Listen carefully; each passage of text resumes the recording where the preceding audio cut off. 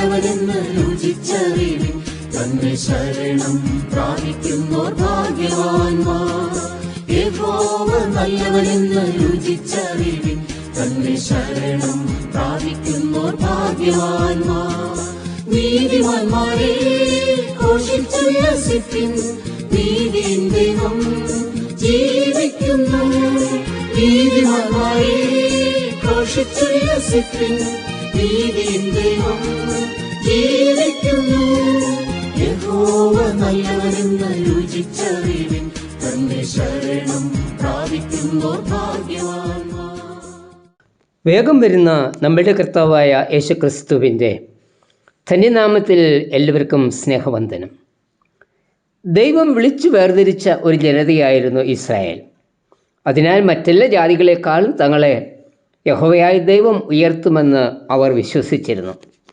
എന്നാൽ അവരുടെ യഥാർത്ഥ അനുഭവം പ്രതീക്ഷയ്ക്ക് എതിരായിരുന്നു. ശലോമോൻ രാജാവിൻ്റെ ഭരണശേഷം ഇസ്രായേൽ തെക്കേ രാജ്യമെന്നും വടക്കേ രാജ്യമെന്നും രണ്ടായി വിഭജിക്കപ്പെട്ടു. ഇരു രാജ്യങ്ങളും തമ്മിൽ നിരന്തരമുണ്ടായ മത്സരത്തിൻ്റെയും യുദ്ധത്തിൻ്റെയും ഫലമായി അവരുടെ ശക്തി ക്ഷയിച്ചു. ശക്തി നഷ്ടപ്പെട്ടതിൻ്റെ ഫലമായി അവർക്ക് അശൂർ, ബാബിലോണിയ സാമ്രാജ്യങ്ങൾക്ക് കീഴടങ്ങേണ്ടി വന്നു. ഒരു വലിയ കൂട്ടം ജനത്തെ ബാബിലോണിൽ പ്രവാസികളാക്കി. ഒരുമിച്ച് കൂടുന്നതിനോ ദൈവത്തെ ആരാധിക്കുന്നതിനോ ഉള്ള സ്വാതന്ത്ര്യം നഷ്ടപ്പെട്ടു. ഇതവരെ നിരാശരാക്കി. ഇനി യഹോവയെ കാത്തിരിക്കാതെ തങ്ങൾ പ്രവാസികളാക്കപ്പെട്ടിരിക്കുന്ന ദേശത്തിലെ ദേവന്മാരെ സേവിച്ചാൽ മതി എന്ന് ചിന്തിച്ചു. ക്രമേണ ദൈവ ആരാധനയും പ്രാർത്ഥനയും ഇല്ലാതായി. അതവരുടെ ആത്മിക ജീവിതത്തെ ശുഷ്കമാക്കി. ഈ ഒരു സാഹചര്യത്തിൽ ആയിത്തീർന്ന ജനത്തിന് പ്രവാചകനിൽ കൂടി നൽകിയ ദൂതാണ് യെശയ്യാവ് 40:31. യഹോവയെ കാത്തിരിക്കുന്നവർ ശക്തിയെ പുതുക്കും. അവർ കഴുകന്മാരെ പോലെ ചിറകടിച്ചു കയറും. അവർ തളർന്നു പോകാതെ ഓടുകയും ക്ഷീണിച്ചു പോകാതെ നടക്കുകയും ചെയ്യും. വാസ്തവത്തിൽ ഇസ്രായേൽ ജനത്തെ പോലെ ശക്തി നഷ്ടപ്പെട്ടവരാണ് നാമും. പിതാക്കന്മാർ അവർക്ക് ലഭിച്ച ദർശനം ഉൾക്കൊണ്ട് ദൈവത്തെ ആരാധിച്ചു. ദൈവം അവരെ അനുഗ്രഹിച്ചു. അവരിൽ കൂടി ലഭിച്ച നന്മകൾ നാം ഇന്ന് അനുഭവിക്കുന്നു. എല്ലാ നന്മകൾക്കും നമുക്ക് കാരണമായി തീർന്ന ജീവനുള്ള ദൈവത്തെ നാം മറന്നു. പരസ്പരം മത്സരിച്ചും ഭിന്നിച്ചും ജീവിതം നയിക്കുന്നതിൻ്റെ ഫലമായി ആത്മിക ജീവിതം ബലഹീനമായിരിക്കുന്നു. ഈ സാഹചര്യത്തിൽ ഇസ്രായേൽ നൽകിയ അതേ ദൂത് തന്നെ നമുക്ക് നൽകിയിരിക്കുന്നു. യഹോവയെ കാത്തിരുന്ന് ശക്തിയെ പുതുക്കുക. നഷ്ടപ്പെട്ടുപോയ ആത്മിക ചൈതന്യം വീണ്ടെടുക്കുവാൻ ഒരു മാർഗമേ ഉള്ളൂ: യഹോവയ്ക്കായി കാത്തിരിക്കുക. കാത്തിരിപ്പ് കൂടി ദൈവകൃപ അനുഭവിച്ച അനേക ഭക്തന്മാർ ഉണ്ട്. ഇസ്രായേലിൻ്റെ പ്രവാസകാലത്ത് ബാബിലോണിൽ പ്രവാസിയായിരുന്നു ദാനിയേൽ. ദൈവസന്നിധിയിൽ കാത്തിരുന്ന് ദൈവകൃപ അനുഭവിച്ച വ്യക്തിയാണ് ദാനിയേൽ.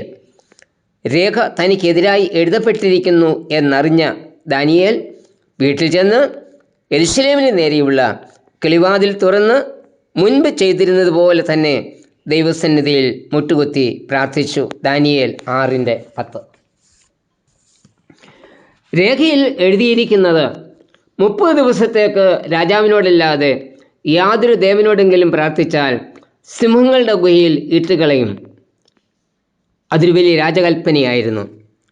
ഈ കൽപ്പനയ്ക്ക് മുൻപിൽ പതറാതെ ദാനിയേൽ ദൈവസന്നിധിയിൽ കാത്തിരുന്നു. യഹോവയോട് പ്രാർത്ഥിച്ചു എന്ന കുറ്റം ചുമത്തി ദാനിയേലിനെ സിംഹക്കുഴിയിൽ ഇട്ടു. എങ്കിലും ദൈവം അവനെ സിംഹങ്ങളുടെ വായി അടച്ച് വിടുവിച്ചു. പ്രതികൂലങ്ങളിൽ നിരാശരാകാതെ യഹോവയ്ക്കായി കാത്തിരിപ്പാൻ നമുക്ക് കഴിയണം. യേശു കർത്താവിൽ ഉണ്ടായിരുന്ന ശക്തിയുടെ രഹസ്യം പിതാവിൻ്റെ സന്നിധിയിൽ ഉള്ള കാത്തിരിപ്പായിരുന്നു. തിരക്കെട്ട് പ്രവർത്തിക്കുന്നതിനിടയിലും നിർജ്ജന പ്രദേശത്ത് കർത്താവ് പ്രാർത്ഥനയ്ക്ക് പോകുമായിരുന്നു. പ്രാർത്ഥനയിൽ കൂടി മാത്രമായിരുന്നു കർത്താവ് ശക്തി പ്രാപിച്ചത്. 40 ദിവസം ഉപവസിച്ച് പ്രാർത്ഥിച്ച കർത്താവ് പരീക്ഷകനെ ജയിച്ച് ആത്മാവിൻ്റെ ശക്തിയോടെ മടങ്ങി വന്നു എന്ന ലൂക്കോസ് 4:14 വായിക്കുന്നത്. ശിഷ്യന്മാരെ തിരഞ്ഞെടുക്കുന്നതിന് മുൻപ് തലേരാത്രി മുഴുവനും യേശു പ്രാർത്ഥനയിൽ ചിലവഴിച്ചു എന്ന് ലൂക്കോസ് 6:12-13 വാക്യങ്ങളിൽ നാം വായിച്ച് മനസ്സിലാക്കുന്നു. ഗത്സമനെ തോട്ടത്തിൽ പ്രാണവ്യഥയിൽ പ്രാർത്ഥിച്ച യേശുവിനെ കർത്താവിൻ്റെ ദൂതൻ പ്രത്യക്ഷപ്പെട്ട് ശക്തിപ്പെടുത്തിയതായി ലൂക്കോസ് 22:43 വായിക്കുന്നു. കർത്താവ് തൻ്റെ ജീവിതത്തെ ശക്തിപ്പെടുത്തിയത് പിതാവിൻ്റെ സന്നിധിയിൽ കാത്തിരുന്ന് പ്രാർത്ഥിച്ചുകൊണ്ടായിരുന്നു. അങ്ങനെയെങ്കിൽ നാം എത്രയധികം ദൈവസന്നിധിയിൽ കാത്തിരിക്കണം. ഒരു വിശ്വാസിയുടെ ജീവിതം അതിൻ്റെ ശക്തി കൃപാവഴികളെ ശരിയായി വിനിയോഗിക്കുന്നതിൽ ആശ്രയിച്ചാണ് ഇരിക്കുന്നത്. ഇന്ന് നമ്മുടെ ആത്മീക ജീവിതത്തിൻ്റെ ശക്തി നഷ്ടപ്പെട്ടു എങ്കിൽ അതിന് കാരണം കാത്തിരിപ്പിൻ്റെ കുറവാണ്. തിരക്കിട്ട ജീവിത ഓട്ടത്തിനിടയിൽ ദൈവസന്നിധിയിൽ കാത്തിരിപ്പാനുള്ള സമയം നമുക്കില്ല. പ്രാർത്ഥനയിൽ സമയം ചെലവഴിപ്പാൻ കഴിയുന്നില്ല. തിരക്കുകൾക്കിടയിൽ വെട്ടിച്ചുരുക്കുന്നത് പ്രാർത്ഥനയുടെ സമയമാണ്. എത്രയും അധികം ചുമതലകളും ജോലികളും ഉണ്ടോ അത്രയും അധികം സമയം ദൈവസന്നിധിയിൽ കാത്തിരിക്കണം. അപ്പോൾ മാത്രമേ നമ്മുടെ ചുമതലകൾ ഭംഗിയായി നിർവഹിപ്പാൻ കഴിയൂ. സങ്കീർത്തനം 40:1 ദാവീദ് പറയുന്നത്, ഞാൻ യഹോവയ്ക്കായി കാത്തിരുന്നു. അവനെങ്കിലേക്ക് ചാഞ്ഞ് എൻ്റെ നിലവിളി കേട്ടു. യഹോവയ്ക്കായി കാത്തിരിക്കുമ്പോൾ അവൻ നമ്മിലേക്ക് വരും. അപ്പോൾ പുതുശക്തി പ്രാപിക്കുവാൻ നമുക്ക് കഴിയും. പുതിയ കൃപകൾ നമുക്ക് അനുഭവമാകും. അത് നമ്മെ ജീവിതത്തിൻ്റെ പ്രതിസന്ധികളിൽ തകർത്ത് കളയാതെ നമ്മെ ശക്തീകരിക്കും. കർത്താവെ, തിരുസന്നിധിയിൽ കാത്തിരുന്ന് പുതുശക്തി പ്രാപിച്ച് ഓടുവാനുള്ള കൃപ എല്ലായ്പ്പോഴും എന്നിൽ പകരണമേ. ആമേൻ. നീതിമാന്റെ അനർത്ഥങ്ങൾ അസംഖ്യമാകുന്നു. യഹോവ അവനെ വിടുവിച്ചിടുന്നു. നീതിമാന്റെ അനർത്ഥങ്ങൾ അസംഖ്യമാകുന്നു. യഹോവ അവനെ വിടുവിച്ചിടുന്നു. പകൽ സമയം മേഘസ്തംഭമായി, രാത്രിവേളയിൽ അഗ്നിപൂർണനായി, പരിചൊല്ലുതൻ പരിചരണം ചൊരിയും കൃപയും വരദാനം.